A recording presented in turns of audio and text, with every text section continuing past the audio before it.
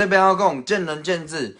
赚得到网络的钱，赚得到或赚不到直播的钱，取决于他个人的心态。伊今日诚心诚意的做一项物件，我相信他酸民，如果今天有500人在观看，如果有450人是酸民，起码有50人有机会会跟他买。这50人他要想办法去感动人家、啊，并不是整天在检讨说干你娘，恁爸有450个酸民，规工在甲恁爸击败。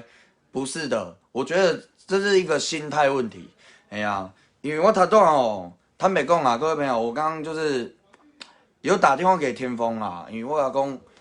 无啊，你即摆规工伫厝咧耍废，吼、啊，你嘛好啊去经营一个事业，看要去做工课，还是去倒位，嘛好，你知无？哎呀，看要去哪里工作啊，四处在呛人，这样对你没有意义，反而是更不好的。啊，最近这一趴就是一直在跟金耀王咧黑啦，哎呀，那个金耀王那袂拄好啦，哦，啊，所以我是有劝他啦，就是跟他讲一下这样啊，哎呀，我的想法是这样啊，哦，那他怎么不找工作，这也是他自己的事啦，看伊家己想要做啥吧。